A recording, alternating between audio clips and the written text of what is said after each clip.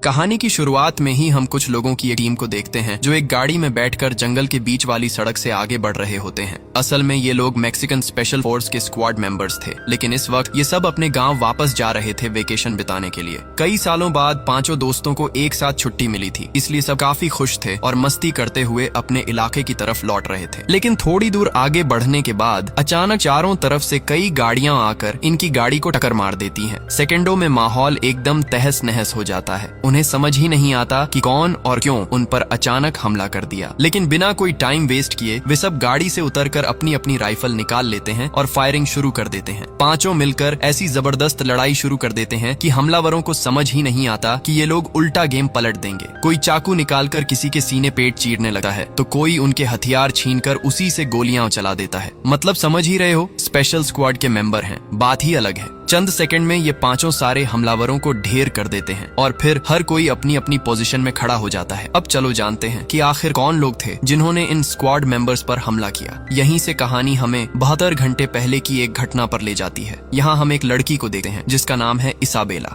आज इसाबेला की डॉक्टर से अपॉइंटमेंट थी, इसलिए उसकी बड़ी बहन उसे स्कूटर पर बैठाकर एक बड़े से मैदान के रास्ते डॉक्टर के क्लिनिक ले जा रही थी। लेकिन रास्ते में अचानक इसाबेला की तबीयत और बिगड़ने लगती है। वो जल्दी से साइड में उतरती है उल्टी करने के लिए, लेकिन उल्टी करने के लिए जैसे ही वो सड़क के किनारे गेहूं के खेत में जाती है, उसे वहाँ कुछ ऐसा दिखाई देता है जिसे देखकर उसके चेहरे पर डर साफ नजर आने लगा है। डर के मारे वो दोनों डॉक्टर के पास न जाकर सीधे पास के पुलिस स्टेशन पहुँच जाती है घटना बताने के लिए। लेकिन पुलिस स्टेशन पहुँचते ही वहाँ कुछ और लोग भी आ पहुँचते हैं। उन्हें देखते ही साफ लग रहा था कि वो किसी माफिया गैंग के लोग हैं। वो आते ही इसाबेला और उसकी बड़ी बहन को पुलिस के सामने से ही पकड़कर ले जाने की कोशिश करते हैं और वो पुलिस वाले वहीं खड़े खड़े ये सब कांड होते हुए देखते रहते हैं। मतलब साफ समझ आता है कि इस माफिया के खिलाफ बोलने की हिम्मत खुद पुलिस में भी नहीं है। ठीक पुलिस स्टेशन के बगल वाली एक दुकान में हम मैक्सिकन स्पेशल स्क्वाड के कैप्टन को देखते हैं जिसका नाम है अल्बर्ट। बाहर से इतनी भाग दौड़ और शोर सुनकर वो एक कदम दो कदम करके बाहर आता है। जैसे ही बाहर निकलता है वो देखता है कि कुछ लोग दो लड़कियों को बहुत बुरी तरह हैरास कर रहे हैं, वो भी पुलिस के सामने ही। ये देखकर अल्बर्ट अपना गुस्सा कंट्रोल नहीं कर पाता और तुरंत पीछे से अपनी गन निकाल कर लॉड कर लेता है। लेकिन उसके साथ खड़ा उसका दोस्त उसे बताता है कि ये लोग इस शहर के सबसे खतरनाक माफिया डेविड के लड़के हैं, इसलिए वो अल्बर्ट को बोलता है कि इनसे पंगा मत लेना। लेकिन अल्बर्ट अपने दोस्त की एक भी बात नहीं सुनता। वो गन लोड करके एक दो कदम आगे बढ़ता है और उन गैंग वालों को बोलता है कि इन लड़कियों को छोड़ दो। लेकिन देश के टॉप माफिया के गुंडे कहाँ किसी की सुनने वाले थे। वो उल्टा अल्बर्ट के सिर पर ही गन तान देते हैं। बस फिर क्या, अल्बर्ट एक एक करके सबको जमीन पर सुलाने लगता है, अपनी गन निकाल कर फटाफट हेडशॉट मारता है और कई लोगों की खोपड़ी वहीं उड़ा देता है, क्योंकि इन्हें पता ही नहीं था कि ये आदमी स्पेशल फोर्स का कैप्टन है। चुटकियों में वो कई गुंडों को गिरा देता है और फिर उनके लीडर यानी डेविड के भाई के सिर पर गन तान देता है। उसे होस्टेज बनाकर बाकी गुंडों को कहता है कि सब अपनी गन नीचे रख दो। उसी समय थाने के अंदर से पुलिस वाले बाहर निकल आते हैं, लेकिन ये सब देखकर वो अल्बर्ट पर ही गन तान देते हैं और उसे सरेंडर करने को बोलते हैं। अल्बर्ट उन्हें बताता है कि वो मैक्सिकन स्पेशल स्क्वाड का कैप्टन है, लेकिन वहाँ के पुलिस वाले तो पहले से ही माफिया डेविड के पैसों पर चलते थे। वहीं इसाबेला और उसकी बड़ी बहन पुलिस को बताती हैं कि ये सारे गुंडे उन्हें बहुत बुरी तरह हैरास कर रहे थे और अल्बर्ट तो बस उन्हें बचा रहा था। लेकिन पुलिस किसी की भी बात मानने को तैयार नहीं होती। आखिरकार अल्बर्ट अपना आईडी कार्ड पुलिस के पैरों के सामने फेंक देता है और जैसे ही पुलिस ऑफिसर उसका आईडी कार्ड उठाकर देखता है, उसके तो पसीने छूट जाते हैं। आखिरकार जब पुलिस वालों को ये समझ आ जाता है कि इस कैप्टन से पंगा लेना उनके बस की बात नहीं है, तब वो मजबूरी में डेविड के लड़कों को अरेस्ट करने पर तैयार होते हैं। पुलिस जैसे ही डेविड के गुंडों को पकड़ कर ले जाती है, अल्बर्ट इसाबेला से पूछता है कि वो लोग आखिर थाने क्यों आए थे। तब इसाबेला अल्बर्ट को बिल्कुल साफ साफ बता देती है कि उसने उस मैदान में एग्जैक्ट क्या देखा था। ये खबर सुनते ही उस लोकेशन पर हजारों स्पेशल स्क्वाड के जवान पहुंच जाते हैं और उनकी भारी तैयारियां देखकर ही समझ आ जाता है कि वहां कुछ बहुत ही खतरनाक हुआ है। स्पेशल स्क्वाड पूरे एरिया को सील कर देती है और फिर हम देखते हैं कि असल में इसाबेला ने वहां क्या देखा था। गेहूं के खेत के बीचों बीच कई इंसानों के कटे फटे हाथ पैर, शरीर के अलग अलग हिस्से बिखरे पड़े थे। किसी का हाथ, किसी का पैर, किसी का पूरा धड़ अलग पड़ा हुआ था और सबके शरीर पर स्पेशल स्क्वाड की यूनिफॉर्म थी। हाँ, जिन्हें इतनी बेरहमी से काट काट कर खेत में फेंका फेंका गया था वो सभी स्पेशल स्क्वाड के सिपाही थे। लेकिन कौन इतने पावरफुल थे कि स्पेशल स्क्वाड के जवानों को भी टुकड़े टुकड़े कर दिया? ये कहानी तुम थोड़ी देर में जान जाओगे। जिनके साथ ये हुआ उनके साथ असल में क्या हुआ वो भी आगे दिखाया जाएगा। स्पेशल स्क्वाड उन सारे बॉडी पार्ट्स को रेस्क्यू करके बेस कैंप लेकर जाती है। वहाँ उन्हें पूरे राजकीय सम्मान के साथ अंतिम विदाई दी जाती है और हर एक के परिवार को एक विशेष वीर सम्मान सौंपा जाता है। ये घटना पूरे मेक्सिको में आग की तरह फैल जाती है और इतना खौफ पैदा कर देती है कि खुद लेफ्टिनेंट जनरल अपने जनरल के साथ इमरजेंसी मीटिंग बुलाता है, क्योंकि जब स्पेशल स्क्वाड के सिपाही ही सेफ नहीं तो आम नागरिक कैसे सेफ रहेंगे। लेफ्टिनेंट जनरल साफ कहता है जो 10 स्पेशल स्क्वाड के लोगों को मार सकते हैं वो कोई आम इंसान नहीं हो सकते, इसीलिए उन्हें जिंदा या मुर्दा जितना जल्दी हो सके पकड़ना जरूरी है। और इसी मिशन की जिम्मेदारी दी जाती है मैक्सिकन स्पेशल स्क्वाड के कैप्टन अल्बर्ट को। उसे साफ साफ ऑर्डर दिया जाता है कि ये जो भी लोग इस कत्लेआम में शामिल हैं उन्हें किसी हालत में जिंदा या मुर्दा बहुत जल्द अरेस्ट करना ही होगा। ठीक इसी समय दूसरी तरफ हम एक आदमी को देखते हैं जिसका नाम है डेविड।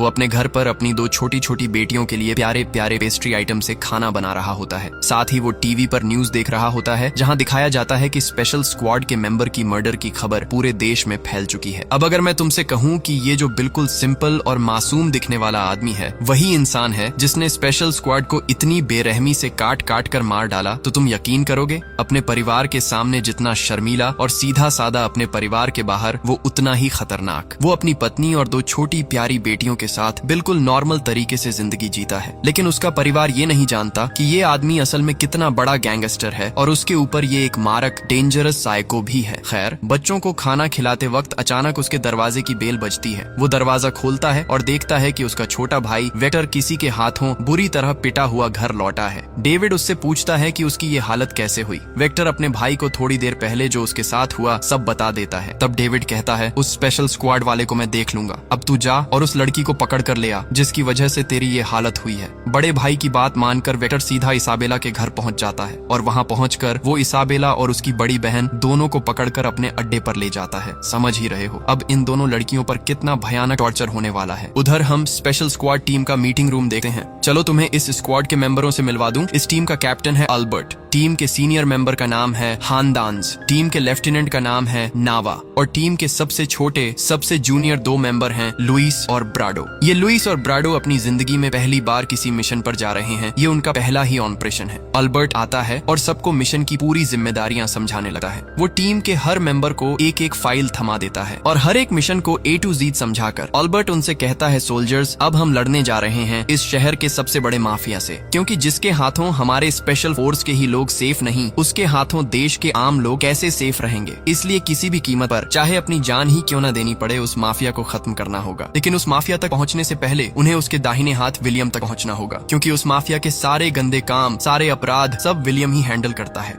विलियम हाथ लग जाए तो उस गैंगस्टर तक पहुंचना बेहद आसान हो जाएगा। मिशन समझने के बाद टीम सबसे पहले विलियम की लोकेशन ट्रैक करने लगती है। आखिरकार जब उन्हें उसकी लोकेशन मिल जाती है तो पूरा स्क्वाड भारी गियर लोड करके रेड के लिए निकल जाता है। वहां पहुंचकर वे 2 टीमों में बंट जाते हैं। एक टीम स्नाइपर के साथ पहाड़ के ऊपर पोजीशन लेती है जहां से वे दूर से पूरी स्क्वाड को कवर देंगे। दूसरी टीम फ्रंटलाइन से सीधे विलियम को अरेस्ट करने जाएगी। प्लान के हिसाब से स्नाइपर टीम नदी के पास वाले पहाड़ी जंगल में पोजीशन ले लेती है। बाकी टीम धीरे धीरे विलियम के अड्डे की तरफ बढ़ती है। बोट से उतरते ही वो किसी को मौका दिए बिना सबर गन तान कर उन्हें होस्टेज बना लेते हैं। स्क्वाड का अटैक इतना तेज था कि विलियम और उसके लोग अपनी गन तक लोड नहीं कर पाए। मजबूर होकर विलियम और उसके चेले इस स्पेशल स्क्वाड के सामने सरेंडर कर देते हैं। पहाड़ के ऊपर बैठे स्नाइपर्स जब देखते हैं कि सारे टेररिस्ट पकड़ लिए गए हैं, तब वो भी अपनी स्नाइपर उठाकर नीचे टीम के पास पहुंचने लगते हैं। सबके एक जगह इकट्ठा होने के बाद विलियम और उसके आदमियों को हथकड़ी लगाकर स्पीड बोट में चढ़ाया जाता है और टीम उन्हें लेकर मेन बेस की तरफ लौटने लगी है। लेकिन रास्ते में एक सुनसान जगह पर वे अपनी गाड़ी रोकते हैं और वहां विलियम और उसके गुर्गों को नीचे उतारते हैं। स्क्वाड का एक मेंबर कहता है यहीं इनको हेडशॉट मारकर खत्म कर देते हैं और कैंप में बोल देंगे कि ये लोग गन फाइट में मारे गए।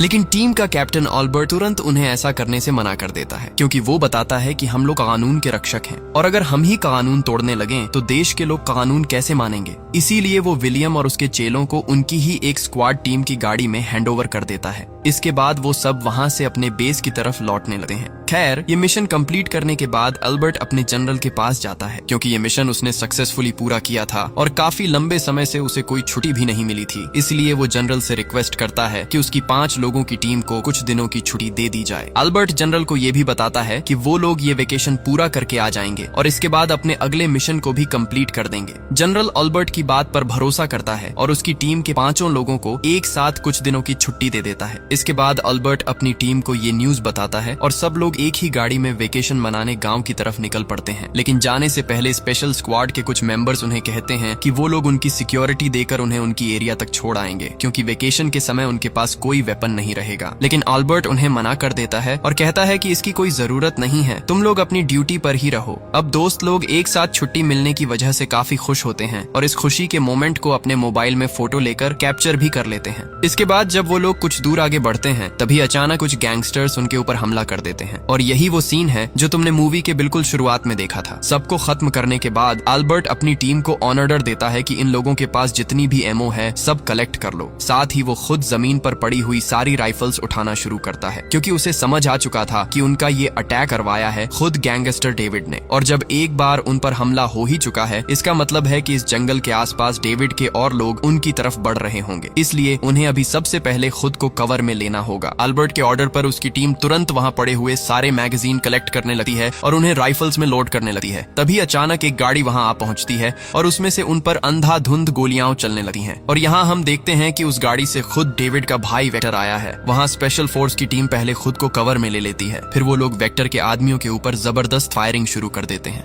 वेक्टर के लोग इतने पागल और खतरनाक तरीके से हमला कर रहे थे कि स्पेशल स्क्वाड के मेंबर्स समझ ही नहीं पा रहे थे कि उन्हें कैसे काउंटर अटैक किया जाए, क्योंकि वो लोग एक सेकंड के लिए भी फायरिंग बंद नहीं कर रहे थे। ये देखकर अल्बर्ट जोर से चिल्लाकर अपनी टीम को कहता है कि अब कोई भी एक और गोली नहीं चलाएगा, अभी सब लोग चुपचाप पत्थरों के पीछे कवर लेकर बैठे रहो। कुछ देर तक लगातार गोलियां बरसाते बरसाते आखिरकार वेक्टर के आदमियों की राइफल्स में रखी सारी मैगजीनें खत्म हो जाती हैं। जैसे ही उनकी फायरिंग रुकती है, अल्बर्ट अपनी स्क्वाड को ऑर्डर देता है कि सब एक साथ फायर करो, किसी को छोड़ना मत। इतनी देर से जो भी निशाने पर लगे हुए थे वो सब एक साथ फायर खोल देते हैं और वेक्टर के चेलों के सिर एक एक करके उड़ने लगते हैं। लेकिन लुइस नोटिस करता है कि गाड़ी के पीछे से 2 आदमी अभी भी उन्हें परेशान कर रहे हैं, तो वो अपना स्नाइपर सेट करता है और एक एक करके दोनों को कार के ऊपर से ही डाउन कर देता है। पीछे से प्राइडो देखता है कि वहाँ अब सिर्फ वेक्टर ही अकेला खड़ा है। वो मौका हाथ से जाने नहीं देता और वेक्टर की छाती के बीचों बीच एक सीधा शॉट मार देता है। लेकिन अल्बर्ट और उसकी टीम वेक्टर तक पहुंच पाती उससे पहले ही वेक्टर अपने मोबाइल से अपने बड़े भाई डेविड को एक मैसेज भेज चुका होता है। जब स्क्वाड वेक्टर के पास पहुंचती है, वे देखते हैं कि वेक्टर अब जिंदा नहीं है, लेकिन अल्बर्ट उसका मोबाइल चेक करता है और पता चलता है कि वो अपने भाई को लोकेशन भेज चुका है। इसका मतलब था कि डेविड के और लोग इस जगह की तरफ आते हुए होंगे, इसलिए अल्बर्ट अपनी टीम को कहता है सब लोग तुरंत यहाँ से निकलो। कुछ दूर आगे बढ़ते ही अल्बर्ट वेक्टर के मोबाइल से अपने कैंप में मौजूद दूसरी स्क्वाड टीम को कॉल करता है और उन्हें बोलता है कि वो लोग जल्द से जल्द इस लोकेशन पर स्पेशल स्क्वाड भेजें। लेकिन दूसरी तरफ देखते हैं कि थोड़ी ही देर में वेक्टर की लोकेशन पर उसका बड़ा भाई डेविड अपने गैंग के साथ पहुंच जाता है। वहाँ डेविड अपने छोटे भाई वेक्टर की डेड बॉडी देखता है। वो उसे गोद में उठा लेता है और फूट फूट कर रोने लगता है। इसके बाद डेविड अपने गैंग वालों को ऑर्डर देता है चारों तरफ फैल जाओ और सामने जिसे भी देखो उसकी खोपड़ी उड़ा देना। डेविड के गैंग में लूसी नाम की एक लड़की उसका फोन लेती है और वेक्टर के मोबाइल की लोकेशन ट्रैक करने लगती है। लोकेशन ट्रेस करते करते वो लोग उसी रास्ते की ओर बढ़ते रहते हैं, क्योंकि वेक्टर का फोन तो कैप्टन अल्बर्ट की जेब में था। उधर कैप्टन अल्बर्ट अपनी स्पेशल स्क्वाड को लेकर बहुत दूर निकल चुका होता है, लेकिन उन्हें कुछ गड़बड़ लगने लगा है, इसलिए अल्बर्ट सबको एक जगह पत्थरों के पीछे कवर लेकर बैठने को कहता है। फिर वो अपना स्नाइपर सेट करता है और उसी सड़क की तरफ निशाना साधा कर इंतजार करने लगा है जिस रास्ते से वे लोग आए थे।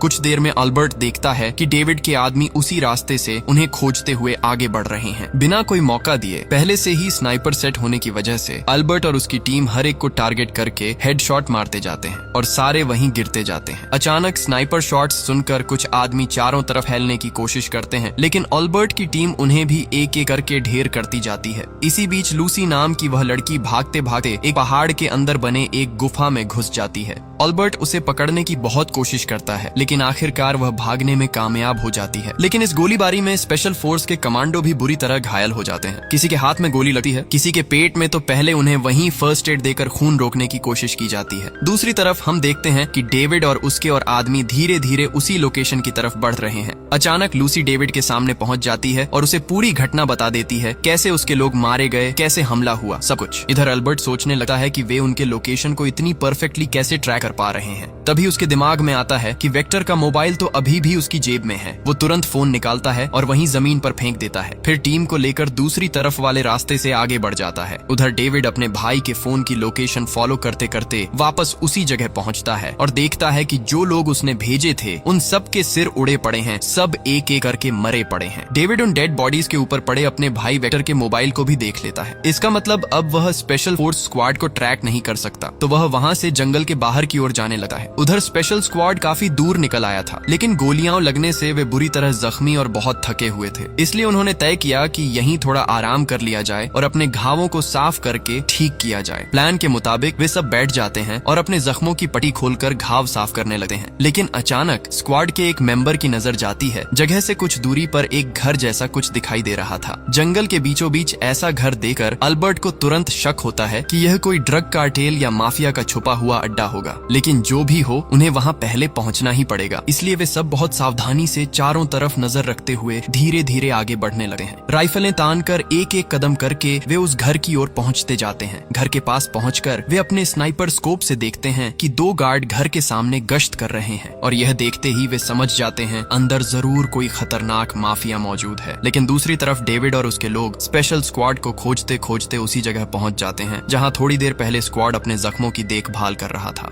वहां पत्थरों पर लगे खून को देखकर उन्हें पता चल जाता है कि स्पेशल फोर्स स्क्वाड इसी रास्ते से आगे बढ़ चुका है। उधर हम देखते हैं कि स्पेशल स्क्वाड अपनी टीम को 2 भागों में बांट देता है। एक टीम सीधे आगे बढ़ेगी और बाकी की टीम वहीं रहकर स्नाइपर से कवर देगी। प्लान के मुताबिक अल्बर्ट और फर्नांडिस एक एक कदम करके आगे बढ़ते हैं। दूरी से लुइस और प्राडो अपने स्नाइपर से हर एक को टारगेट करके उनकी खोपड़ी उड़ाते हुए रास्ता साफ करते जाते हैं। जैसे ही लुइस बाहर के सभी गार्ड्स को हेडशॉट मार देता है, अल्बर्ट और फर्नांडिस अपनी राइफल लोड करके घर के अंदर घुसते हैं। बिना किसी दिखावे के कमरे में मौजूद सभी को फटाफट फायर करके शुई कर दिया जाता है। असल में अल्बर्ट कोई रिस्क लेना नहीं चाहता था। उनके सामने कौन है ये देखना मुख्य नहीं था, बल्कि अब प्राथमिकता थी इसाबेला और उसकी बड़ी बहन को बचाना। कमरे में सभी को शुई करने के बाद वे दोनों लड़कियों को बेहद खराब हालत में देखते हैं। उनकी हालत देखकर साफ पता चलता है कि इन पर पिछले कई दिनों से कितना टॉर्चर हुआ है। स्क्वाड में अल्बर्ट को देखकर इसाबेला उसे पहचान लेती है और दौड़कर अल्बर्ट से लिपट कर रोने लगती है। इसी बीच उसकी बड़ी बहन वहां पड़े एक मृतक के ऊपर चाकू मारते हुए भड़की हुई रहती है। स्पेशल फोर्स स्क्वाड उसे रोकता है और कहता है अब तुम सेफ हो। लेकिन इसाबेला अपनी बहन की गुस्से और पीड़ा देकर समझ जाती है कि उनके साथ यहाँ क्या जघन्य बर्ताव किया गया था। फिर जैसे ही माहौल नॉर्मल होता है, वे दोनों लड़कियों को सेफली बाहर निकालते हैं। इसके बाद घर में थोड़ी खोजबीन करते हुए उन्हें वहाँ एक कार्टून वेपन भी मिल जाता है। अब वो लोग यानी पूरी स्क्वाड टीम सब मिलकर एक जगह इकट्ठा हो जाते हैं और वहाँ रखे कार्टन को खोलकर हर कोई अपनी पसंद के वेपन उठाकर लोड करने लगा है। अपनी अपनी पसंद का वेपन हाथ में लेकर वो लोग मैगजीन लगाकर उसे तैयार कर लेते हैं। ये सब करते करते वहाँ शाम गहराने लगती है और धीरे धीरे रात हो जाती है। तभी अल्बर्ट अपनी टीम के सभी लोगों को एक जगह बुलाकर बोलना शुरू करता है, सोल्जर्स, हम लोग निकले थे वेकेशन पर जाने के लिए, लेकिन किस्मत हमें यहाँ खींच लाई। अब हमें इस देश के सबसे खतरनाक माफिया डेविड का सामना करना पड़ रहा है। मेरा यकीन है कि थोड़े ही समय में डेविड अपने गुंडों को लेकर यहाँ आएगा और हम पर हमला करेगा। इसीलिए अगर मैं तुम लोगों को अगला ऑर्डर देने के लिए जिंदा न भी रहूं, तो तुम्हें मेरा पहले से दिया हुआ ऑर्डर याद रखना, अपनी आखिरी सांस तक लड़ते रहना। ये बातें कहते कहते वो लोग पहले इसाबेला और उसकी बड़ी बहन को ब्लू प्रूफ जैकेट पहनाते हैं। सारी तैयारी करके टीम पहली बार कमरे से बाहर निकलने लगी है। पर ठीक उसी समय अचानक एक गोली आकर इसाबेला के पैर में लग जाती है और वो जोर से गिर पड़ती है। उसी के साथ ही चारों तरफ से उन पर गोलियों की बारिश शुरू हो जाती है। अंधेरे में ये स्पेशल फोर्स स्क्वाड समझ ही नहीं पा रहे थे कि असल में किस दिशा से उन पर फायर हो रहा है। चारों तरफ से गोलियां ऐसे बरस रही थीं जैसे बारिश हो। काउंटर अटैक करने से पहले ही उन्हें समझ आ जाता है कि इतनी गोलियों की मार में शायद वे सब मर सकते हैं, क्योंकि डेविड के आदमी इतने ज्यादा थे और इतनी तेजी से फायरिंग कर रहे थे कि किसी भी तरह इसे संभाल पाना असंभव था। जिंदगी बचाने के लिए वो लोग इसाबेला को उठाकर वापस पीछे की तरफ कमरे में लौट आते हैं। कमरे में पहुंचते ही पता चलता है कि गोलियों की वजह से उनकी टीम के कई सोल्जर्स बुरी तरह घायल हो चुके हैं। घायल सोल्जर्स को वो लोग पहले प्राथमिक उपचार देते हैं। फिर इसाबेला और उसकी बहन के हाथों में एक एक राइफल देकर उन्हें सिखाने लगे हैं कि कैसे आत्मरक्षा करनी जख्मी है। उधर दूसरी तरफ लुइस नाम का एक स्क्वाड मेंबर बहुत बुरी तरह गोली लगने से घायल हो चुका होता है, लेकिन अपनी हालत के बावजूद वो अपने कैप्टन से कहता है, कैप्टन मुझे कुछ नहीं हुआ, आप लोग आगे बढ़िए, मैं आपको कवर दे रहा हूँ। ये कहते हुए लुइस अपने घाव वाले हिस्से में एक कपड़े का टुकड़ा ठूंस देता है। फिर वो अपनी राइफल लोड करके फिर से बाहर निकलता है अपने कैप्टन को कवर देने के लिए। लेकिन जैसे ही वे लोग आखिरकार बाहर निकलने वाले होते हैं, वो देखते हैं कि उनके दरवाजे के सामने डेविड के लोग भारी मशीन गन सेट कर रहे हैं। ये देखकर बाहर निकलना नामुमकिन सा लग रहा था। अल्बर्ट जोर जोर से चिल्लाता है, सभी अपनी जगह से कवर लो, उन्होंने हमारी सामने मशीन गन तैनात कर दी है। जैसे ही वे कवर लेते हैं, बाहर से मशीन गन की गोलियों की बारिश शुरू हो जाती है। वे इतने तेजी से और इतनी शक्ति के साथ फायर कर रहे हैं कि पूरा घर एकदम तहस नहस हो जाता है। एक एक करके गोलियां कान के पास से निकलती हैं। अल्बर्ट समझ जाता है कि अगर वे इसी कमरे में फंसे रहे तो एक दिन डेविड के गैंग के हाथों फंस जाएंगे। तो वह अपनी जान का जोखिम उठाकर धीरे धीरे घर के दरवाजे के पीछे से बाहर निकलता है। साइलेंसर लगी राइफल से वह पीछे से एक एक करके दुश्मनों को शट करके बिना आवाज किए शुई कर देता है। भीतर मौजूद स्क्वाड भी समझ जाता है कि ये गोलियां आसानी से नहीं रुकेंगी। वे अपने जीवन को बचाते हुए काउंटर अटैक शुरू कर देते हैं और एक एक करके हेडशॉट मारकर दुश्मनों को शुई कर देते हैं। जैसे जैसे डेविड के गैंग के लोग मरते जाते हैं, टीम धीरे धीरे कमरे से बाहर निकल आती है। फ्रंट लाइन से वे सीधे डेविड के बाकी लोगों पर हमला बोल देते हैं। लेकिन इस बीच इसाबेला को बचाते हुए फर्नांडिस कई गोलियों से जख्मी हो जाता है। जब फर्नांडिस समझता है कि अब वह ज्यादा समय तक जिंदा नहीं रहेगा, तो वह अपनी जान की चिंता छोड़ देता है और लूसी नाम की उस लड़की के सिर पर एक हेडशॉट मारकर उसे खत्म कर देता है। बाहर फ्रंट लाइन में युद्ध करते हुए टीम का सबसे जूनियर मेंबर लुइस गोली लगने से गिर पड़ता है। ये देखकर पूरी स्क्वाड अपनी जान हथेली पर रखकर हमला जारी रखती है। कुछ ही मिनटों में वे इतने तेजी से हमला करते हैं कि डेविड के आसपास के सभी चेलापे माटी पर गिर जाते हैं। सभी को खत्म करने के बाद टीम डेविड को हाईजैक करके होस्टेज बना लेती है। बाकी एक टीम मेंबर लुइस के खून को रोकने की कोशिश करता है, लेकिन कई कोशिशों के बावजूद भी वे उसका खून रोक नहीं पाते, क्योंकि गोली ऐसी जगह लगी थी कि अब उसे बचाने का कोई तरीका नहीं बचा था। सभी की आंखों के सामने सभी को रोते हुए देख लुइस धीरे धीरे मौत के आगोश में समा जाता है। उसी समय कैप्टन अल्बर्ट डेविड की तरफ राइफल ताने खड़ा था। जब वह समझता है कि उसकी टीम का एक जूनियर कमांडो उनके सामने इस तरह मर गया, तो वह अपने दर्द को अंदर दबाकर एक फायर करता है और डेविड की खोपड़ी उड़ाकर उसे खत्म कर देता है। इसके बाद अल्बर्ट लुइस के पास जाकर बैठता है और उसकी आंखों से आंसू बहने लगते हैं। धीरे धीरे सुबह होती है और हम सुबह के आकाश में देखते हैं कि 2 रेस्क्यू हेलीकॉप्टर उनकी मदद के लिए उड़ते हुए आते हैं। वे लुइस का शव हेलीकॉप्टर में उठाते हैं और टीम आखिरकार अपने बेस की ओर रवाना हो जाती है। और यहीं पर इस फिल्म का अंत होता है।